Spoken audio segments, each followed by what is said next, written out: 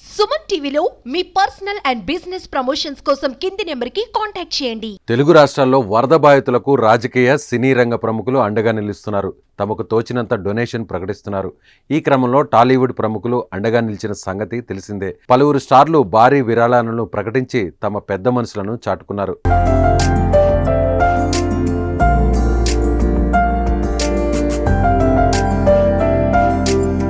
తాజాగా ఇరు తెలుగు రాష్ట్రాల వరద బాధితులను ఆదుకునేందుకు తమిళ హీరో శంభు ముందుకొచ్చారు.